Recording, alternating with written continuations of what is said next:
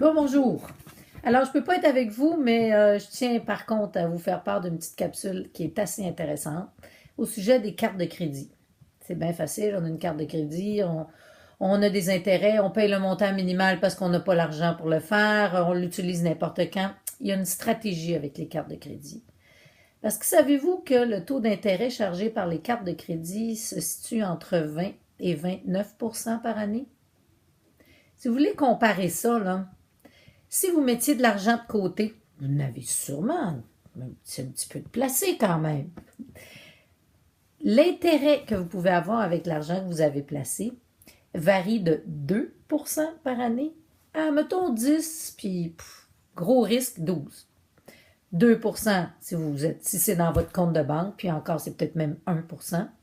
5% si vous l'avez placé sécuritairement.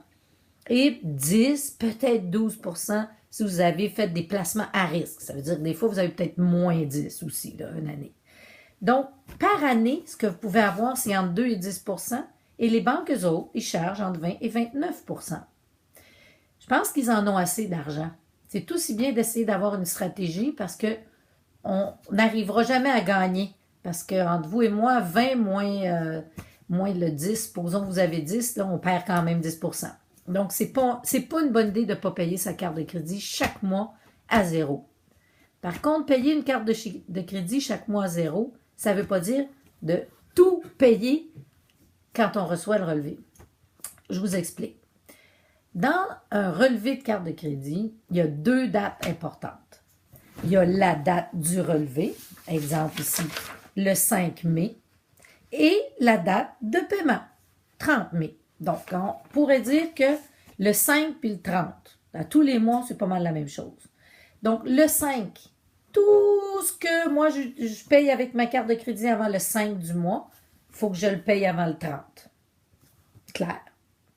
Si j'achète quelque chose le 6 ou le 7 du mois, je vais devoir le payer avant le 30 de l'autre mois.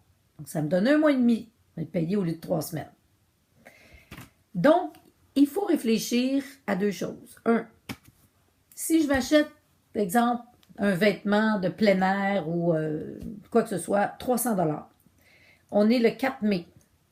Est-ce que j'ai l'argent pour le payer tout de suite le 30? Si je ne l'ai pas, je vais attendre 2 jours pour l'acheter. Comme ça, je vais avoir un mois de plus pour payer ce montant-là.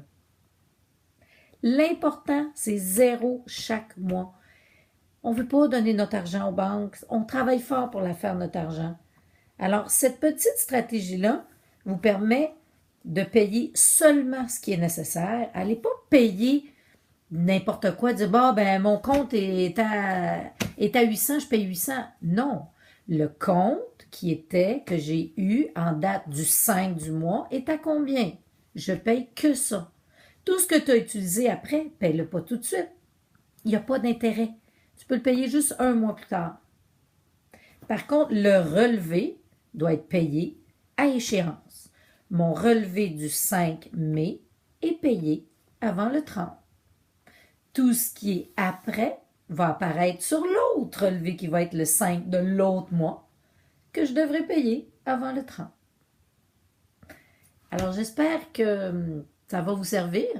Les cartes de crédit, c'est facile à avoir, mais c'est dommage, on ne nous montre pas en même temps comment l'utiliser pour que ce soit bon pour nous. Sinon, c'est bon pour la banque. À bientôt!